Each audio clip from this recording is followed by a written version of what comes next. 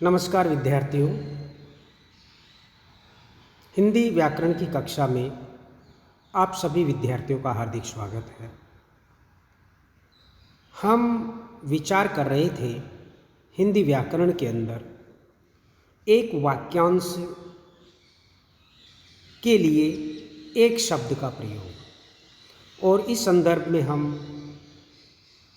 2-3 चर्चाएं पहले कर चुके हैं और इस बात को स्पष्ट कर चुके हैं कि विश्व की कोई भी भाषा हो, वह अपनी विकास यात्रा में क्रमशः ऐसे शब्दों और मुहावरों का निर्माण करती है जो अधिक से अधिक भावों और विचारों को संक्षेप में व्यक्त कर सके। अधिक से अधिक शब्दों के स्थान पर एक शब्द का प्रयोग करना, और भाषा इस प्रकार से मुहावरों, संकेतों और लाक्षणिक शब्दों का प्रयोग करती है, निर्माण करती है कि भाषा की जो अभिव्यक्ति क्षमता है उसका उससे विकास हो और वह कम से कम शब्दों में अधिक से अधिक बात कह सके। और इसी भाषा के विकास की इसी प्रवृत्ति का जो महत्वपूर्ण आयाम है, महत्वपूर्ण एक भाग है, वह है एक वाक्यांश के लिए एक शब्द का प्रयोग। तो इस बारे में हम पूर्व में चर्चा कर चुके हैं। यह हमारी इसी संदर्भ में एक अलग चर्चा है, अगली चर्चा है, जिसमें अन्य उदाहरण हम यहाँ पर लेंगे और आपके सामने रखेंगे, क्योंकि इस प्रकार के प्रश्न हिंदी व्याकरण से संबंधित प्रश्न पत्रों में बराबर आते हैं, चाहे वह विश्वविद्यालय परीक्षा हो या प्रतियोगी परीक्षा हो, उनमें इस तरह के प्रश्न पूछे जाते हैं। तो देखिए आपके सामने उदाहरण है। वह कन्या जिसका विवाह करने का वचन दे दिया गया हो, वह कन्या जिसका विवाह करने का वचन दे दिया गया हो, वह कहलाती है वाग्दत्ता। जो अधिक बोलता हो उसके लिए एक शब्द है वाचाल।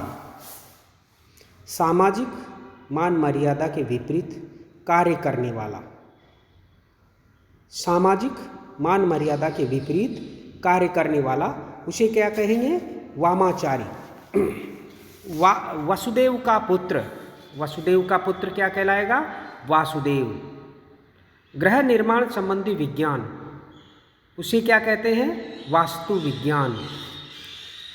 गृह निर्माण संबंधी जो जानकारी प्रदान करती है, तो उसके लिए एक शब्द है वास्तु विज्ञान। जो दूसरी जाति का हो उसे हम विजातीय कहते हैं। जिस पर अभी विचार चल रहा हो, जिस पर अभी विचार चल रहा हो, कोई प्रकरण हो, कोई बात हो, कोई संदर्भ हो, और वह विचार की प्रक्रिया के अंतर्गत हो, तो हम उसे कहते हैं विचाराधीन। जिसकी पत्नी मर गई हो, उस व्यक्ति के लिए एक शब्द है विधुर। जिसके अंदर कोई विकार आ गया हो, जिसके अंदर कोई विकार आ गया हो, तो उसके लिए एक शब्द है विकृत। जैसे हम कहते हैं विकृत मानसिकता का व्यक्ति, तो यहाँ पर जिसके अंदर कोई विकार आ गया हो तो उसे विकृत कहते हैं। जो अपने धर्म के विरुद्ध कार्य करता हो या धर्म के विरुद्ध कार्य करने वाला, वह है विधर्मी। अन्य जो कि अपने धर्म के विरुद्ध काम करने वाला विधर्मी।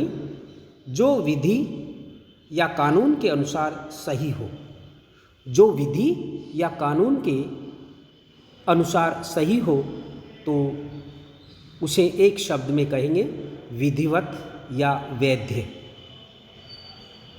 वैध। जो बहस या विवाद का विषय हो, तो उसे क्या कहेंगे? विवादास्पद। किसी विषय का विशेष ज्ञान रखने वाला, किसी विषय का विशेष ज्ञान रखने वाला, उसे क्या कहा जाता है? विशेषज्ञ। जिस पर विजय प्राप्त कर ली है, वह है विजित। जिस पर विजय प्राप्त कर ली गई हो या विजय प्राप्त कर ली है वह है विजित।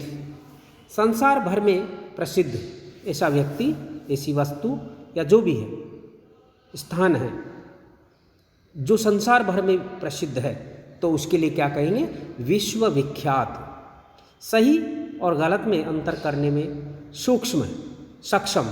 सही और गलत में अंतर करने में जो सक्षम है उसे क्या कहेंगे? विवेकी। वह स्त्री जो पढ़ी लिखी और ज्ञानी हो, उसके लिए एक शब्द है विदुषी। जिस पर विश्वास किया जा सके वह है विश्वसनीय। जो विषय वासनाओं में अधिक डूबा हुआ हो वह है विषयासक्त। विनाश करने वाला विध्वंसक। जो विनाश करने वाला है उसे क्या कहा जाएगा? एक शब्द में विध्वंसक। जिसके हाथ में वीणा हो उसे क्या कहा जाएगा? वीणा पाणी।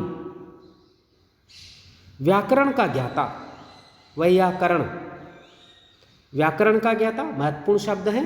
व्याकरण का ज्ञाता उसे क्या कहा जाएगा? वैयाकरण। विष्णु का उपासक वैष्णव। जो अत्यधिक भूखा हो वह है बुभुक्षित। अपनी जगह से अलग कर दिया गया, अपनी जगह से जिसे अलग कर दिया गया हो वह है विस्थापित।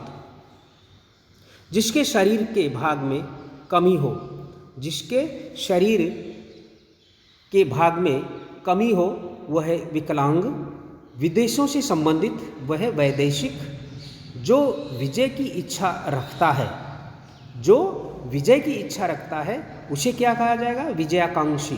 प्रशंसा के बहाने निंदा करना, प्रशंसा के बहाने निंदा करना वह है व्याज स्तुति। यह एक अलंकार भी होता है। 100 वर्षों का समय, 100 वर्षों का समय उसे क्या कहा जाएगा? शताब्दी, शतवर्ष या अब्द। अब्द का अर्थ यहाँ पर वर्ष से है। इसे 100 वर्षों का जो समय है वह है शताब्दी। शत का मतलब यहाँ पर 100 से है, अब्द का मतलब वर्ष से है। जो 100 बातें एक साथ याद रख सकता है, जो 100 बातें एक साथ याद रख सकता है उसे क्या कहा जाएगा? शतावधानी। अनुसंधान के लिए दिया जाने वाला अनुदान वह है शोधवृत्ति। अनुसंधान के लिए दिया जाने वाला जो अनुदान है वह कहलाता है शोधवृत्ति। हाथ में पकड़कर चलाया जाने वाला हथियार जैसे तलवार उसे क्या कहा जाएगा? शस्त्र। जो शक्ति का उपासक है उसे शाक्त कहा जाएगा। जो विष्णु का उपासक है उसे वैष्णव कहा गया था, और जो यहाँ पर शक्ति का उपासक है उसे क्या कहा गया है? क्या कहेंगे एक शब्द में? शाक्त। शत्रु का नाश करने वाला शत्रुघ्न। जो शंका के योग्य हो वह है शंकास्पद, और जो व्यक्ति अधिक शंका करता है उसे क्या कहा जाता है? शंकालु। तो यहाँ पर जो शंका करने योग्य हो वह है शंकास्पद। शरण की इच्छा रखने वाला वह कहलाएगा शरणार्थी। शरण में आया हुआ उसके लिए एक शब्द है शरणागत। जिसका कोई आदि और अंत न हो वह है शाश्वत। शाक, फल और फूल खाने वाला वह है शाकाहारी या निरामिष।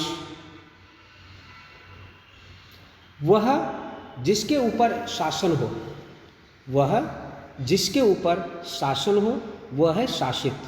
शुभ चाहने वाला वह है शुभेच्छु या शुभाकांक्षी। जिसके हाथ में त्रिशूल, जिसके हाथ में शूल या त्रिशूल हो या शिव उसे क्या कहा जाएगा? शूल पाणी। पाणी का मतलब यहाँ पर हाथ से है। शिव के उपासक शैव। जो सुनने योग्य है वह है श्रवणीय या श्रव्य। जो सुनाने योग्य है वह है श्राव्य। देखिए सूक्ष्म अंतर है शब्द में। जो सुनने योग्य हो वह है श्रवणीय या श्रव्य, और जो सुनाने योग्य हो वह है श्राव्य। जिस शब्द के एक से अधिक अर्थ हो वह है श्लिष्ट या श्लेष। श्लेष का अर्थ होता है यहाँ पर चिपका हुआ, यानी जहाँ पर एक शब्द में एक अर्थ से अधिक अर्थ छुपे हुए हों, जैसे सारंग, इसके कई सारे अर्थ निकलते हैं। तो जिस शब्द के एक से अधिक अर्थ हो वह श्लेष या श्लिष्ट, जिसके 6 कोण हो वह है षटकोण, 6 माह में होने वाला वह है षण्मासिक या षटमासिक भी बोल सकते हैं। जिसके 6 पद हो भौरा, उसके 6 पद होते हैं, याद रखिएगा। जिसके 6 पद हो वह है षटपद। छूत का रोग वह है संक्रामक। अन्न या भोजन बांटना वह है सदावर्त। महत्वपूर्ण शब्द हैं, याद रखिएगा। अन्न या भोजन बांटना यह है सदावर्त। एक ही माँ से उत्पन्न भाई वह है सहोदर। एक ही माँ से उत्पन्न बहन सहोदरा। जो सब कुछ जानता हो, जो सब कुछ जानता हो उसके लिए क्या कहेंगे? सर्वज्ञ। जो अपनी पत्नी के साथ हो वह है सपत्निक। स्त्री के स्वभाव जैसा, स्त्री के स्वभाव जैसा व्यक्ति तो उसको क्या कहेंगे? स्त्रैण। अपनी ही इच्छा अनुसार पति का वर्ण करने वाली, अपनी ही इच्छा अनुसार या अपनी ही इच्छा से पति का वर्ण करने वाली वह है स्वयंवरा। जिसको सिद्ध करने के लिए अन्य प्रमाण की जरूरत न हो, जिसको सिद्ध करने के लिए अन्य प्रमाण की जरूरत न हो तो उसके लिए क्या कहा जाएगा? स्वयं सिद्ध या स्वतः सिद्ध, स्वतः प्रमाण। जिसको सिद्ध करने के लिए अन्य प्रमाण की जरूरत न हो वह है स्वयं सिद्ध या स्वतः प्रमाण। स्वेच्छा से दूसरों की सेवा करने वाला, स्वेच्छा से दूसरों की सेवा करने वाला वह कहलाता है स्वयं सेवक। जो स्वयं भोजन बनाकर खाता हो वह है स्वयं पाकी। स्वेच्छा से दूसरों की सेवा करने वाला स्वयं सेवक। जो स्वयं भोजन बनाकर खाता हो स्वयं पाकी। आजीविका आदि की दृष्टि से अपने ऊपर ही निर्भर रहने वाला, दूसरों पर जो निर्भर न हो वह है स्वावलंबी। अपने द्वारा अनुभव किया हुआ वह है स्वानुभूत। छोटे विचारों वाला वह है संकीर्ण वृत्ति, जैसे हम कहते हैं संकीर्ण मानसिकता का व्यक्ति है। अपनी इच्छा के अनुसार लिया गया वह है स्वैच्छिक। शर्तों के साथ काम करने का समझौता, शर्तों के साथ काम करने का समझौता वह है संविदा। शर्तों के साथ काम करने का समझौता वह है संविदा। जो अपने ही अधीन हो वह है स्वाधीन। उसके लिए एक शब्द आएगा स्वाधीन। सत्य के लिए संघर्ष या आग्रह, सत्य के लिए संघर्ष या आग्रह वह है सत्याग्रह। जनप्रतिनिधि सभा का सदस्य, जनप्रतिनिधि सभा का सदस्य वह है सभासद या विधायक, सांसद। सबको समान भाव से देखने वाला, सबको समान भाव से देखने वाला वह है समदर्शी। सभी लोगों के लिए वह है सार्वजनिक। सभी देशों स्थानों से संबंध रखने वाला, सभी देशों या स्थानों से संबंध रखने वाला है वह है सार्वदेशिक। जीवन को आघात पहुंचाने वाला, जीवन को आघात पहुंचाने वाला वह सांघातिक। मांस युक्त भोजन तो वह क्या कहलाएगा? सामिष। आकार से युक्त या मूर्तिमान वह है साकार। जैसे ब्रह्म के लिए कहा जाता है कि साकार है, निराकार है। जो अगम और अगोचर होता है उसके लिए निराकार कहा जाता है। और जो साकार है या मूर्तिमान है, दृश्यमान है, गुणों से युक्त है, जो अवतार लेता है वह साकार ब्रह्म कहलाता है। तो साकार और निराकार, साकार का आकार से युक्त या मूर्तिमान वह साकार, और जो आकार युक्त नहीं है वह है निराकार। जिसे अक्षर ज्ञान हो या लिखना पढ़ना जानता हो वह कहलाएगा साक्षर। जैसे कहते हैं साक्षरता अभियान। आगे देखिए, जो सत्य बोलता हो वह क्या कहलाएगा? सत्यभाषी या सत्यवादी।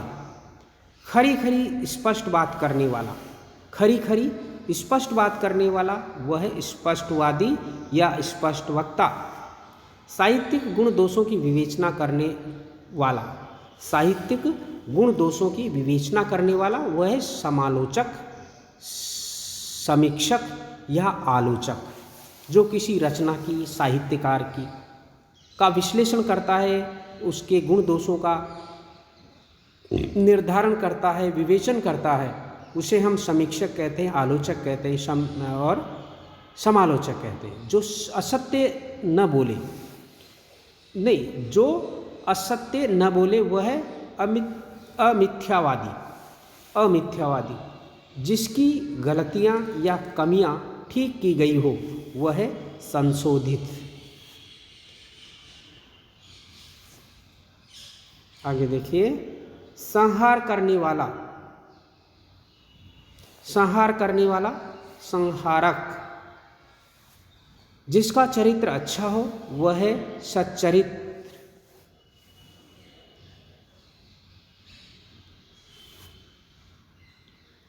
जिस पुस्तक पर जिल्द हो वह सजिल्द, जिस पुस्तक पर जिल्द हो वह सजिल्द।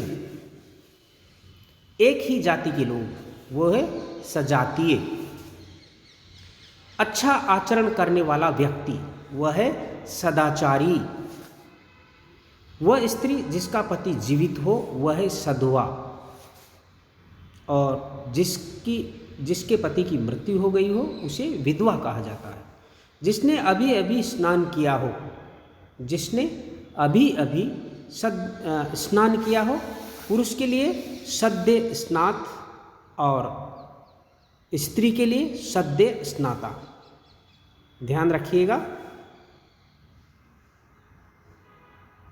जिसने अभी अभी बच्चे को जन्म दिया हो वह है सद्य प्रसूता। जिसने अभी अभी बच्चे को जन्म दिया हो वह है सद्य प्रसूता, और जिसने बच्चे को जन्म दिया है उसके लिए प्रसूता कहा जाता है, और जिसने अभी अभी बच्चे को जन्म दिया वो सद्य प्रसाता, प्रसूता। जो सदा से चला आ रहा हो वह है सनातन, जैसे कहा जाता है सनातन धर्म, सनातन परंपरा। जो समान उम्र का हो वह है समवयस्क। वर्तमान समय या ठीक समय पर होने वाला वह है सामयिक। एक समय में रहने वाले लोग, स्थितियां आदि वह है समसामयिक।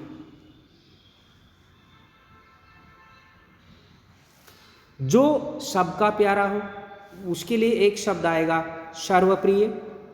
उसी समय में होने वाला या रहने वाला समकालीन। जो सब कुछ खाता हो वह सर्वभक्षी। जो सब कुछ करने की शक्ति रखता हो वह है सर्वशक्तिमान।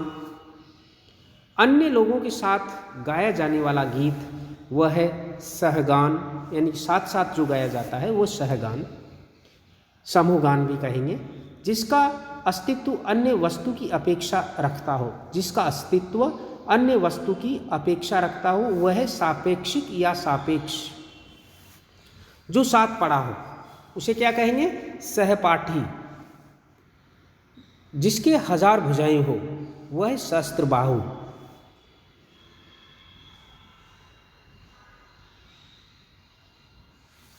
जो दूसरों की बात सहन कर सकता हो वह है सहनशील या सहिष्णु। जो समस्त देशों या स्थानों से संबंधित हो वह है सार्वभौम। सब कुछ पाने वाला वह है सर्वलब्ध। जिसमें सभी का मेल हो जाता हो वह सामंजस्य। जैसे कहते हैं आपस में सामंजस्य बैठ चुका है, जिसमें सभी का मेल हो गया हो वह है सामंजस्य। संसार से संबंधित वह है सांसारिक या ऐहिक। सृजन करने की इच्छा शीश्रिषा, शीश्रिक्षा, शीश्रिक्षा। जो एक ही स्थान पर रहता हो, गतिहीन रहता हो वह है स्थावर। जो आपसे आप उत्पन्न हुआ हो वह है स्वयंभू।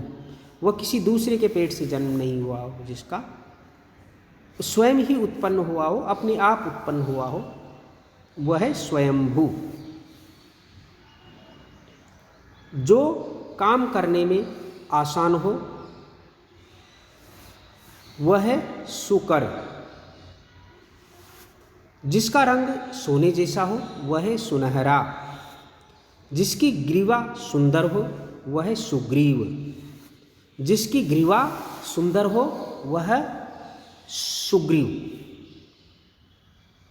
किसी बात को बहुत बारीकी से विचार करने वाला, वह है सूक्ष्मदर्शी। 100 वस्तुओं का संग्रह या 100 का समूह, वह है सैकड़ा या शतक। जैसे क्रिकेट में 100 रन बनाते हैं तो क्या कहते हैं, शतक लग गए। उसी तरह से 100 वस्तुओं का संग्रह या 100 का समूह, वह कहलाता है शतक। जो धरती पर निवास करता हो, वह है स्थलचर या थलचर। किसी काम में दूसरे से आगे बढ़ जाने की इच्छा, वह है स्पर्धा। दूसरे के स्थान पर काम करने वाला स्थानापन्न। दूसरे के स्थान पर काम करने वाला, वह है स्थानापन्न। और जो सदा रहने वाला है, वह है शाश्वत, सनातन और नित्य। 3 शब्दों का इस्तेमाल किया जा सकता है। जो सदा रहने वाला है, वह कभी नष्ट नहीं होगा, वह है शाश्वत। जो भूत भविष्य वर्तमान में स्थायी रहता है, शाश्वत, सनातन और नित्य। इन 3 शब्दों का इस्तेमाल उसके लिए किया जा सकता है। जो अपना ही हित सोचता हो, वह कहलाएगा स्वार्थी।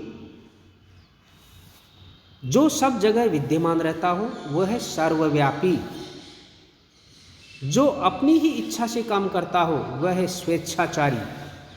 जैसे कोई राजा हो जाता है, वो जनता की नहीं सुनता और अपने हिसाब से काम करता है, मनमानी करता है, उसके लिए हम स्वेच्छाचारी कहेंगे। पसीने से उत्पन्न जीव, जैसे जूं आदि, वह है स्वेदज।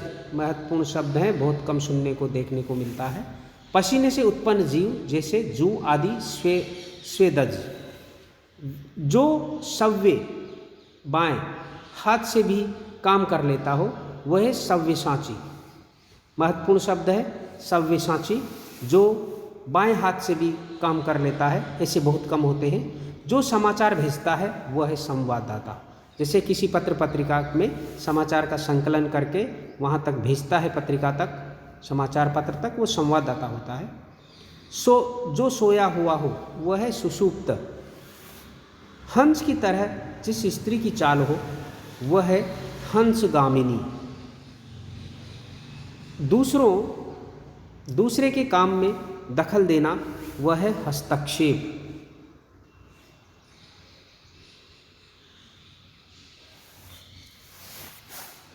जिसको अपने हाथ में ले लिया है, वह है हस्तगत। अपने अधीन कर लेना, अपने हाथ में ले लेना, हस्तगत। हित चाहने वाला हितैषी या हितेच्छु। वह लेख जो हाथ से लिखा गया है, वो है हस्तलिखित। सेना का वह भाग जो सबसे आगे रहता है, बहुत महत्वपूर्ण शब्द है, हरावल। सेना का वह भाग जो सबसे आगे रहता है लड़ाई में, वह है हरावल। ऐसा दुख जो हृदय को चीर डाले, ऐसा दुख जो हृदय को चीर डाले, वह है हृदय विदारक। जिसे देखकर हृदय पिघल जाए, वह है हृदय द्रावक। दोनों में बहुत बारीक है। ऐसा दुख जो हृदय को चीर डाले, वह है हृदय विदारक। जिसे देखकर हृदय पिघल जाए, वह है हृदय द्रावक। जो बात हृदय में अच्छी तरह बैठ गई हो, वह हृदयंगम। जैसे आपने किसी चीज़ को पढ़ लिया है, उसको हृदयंगम कर लिया है, उसके लिए ऐसा कहिए। आगे देखिए, जो हृदय को आकृष्ट करे, आवर्जक, आकर्षक, वह है हृदयावर्जक। हृदय से संबंधित हार्दिक, जिसे कहते हैं हार्दिक शुभकामना। सोने के समान चोटियों वाला पहाड़, सोने के समान चमकती हुई चोटियों वाला पहाड़ है, उसे कहते हैं हेमाद्रि।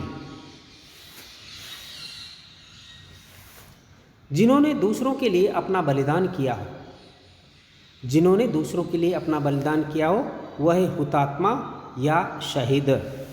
जैसे देश की रक्षा के लिए अगर कोई मृत्यु को प्राप्त होता है तो उसे शहीद का दर्जा प्राप्त होता है। यज्ञ में आहुति देने वाला वो कहलाता है होता। महत्वपूर्ण शब्द है। यज्ञ में आहुति देने वाला क्या कहलाता है? उसे क्या कहा जाता है? होता। यज्ञ के लिए निर्धारित अग्नि वह है होमाग्नि। जिस पर हंसी आती हो, जो स्त्री का हंसी का पात्र हो, वह है हास्यास्पद। हाथ से कार्य करने का कौशल वह है हस्तलाघव। हाथ से कार्य करने का जो कौशल है, कुशलता है, उसे क्या कहेंगे? हस्तलाघव।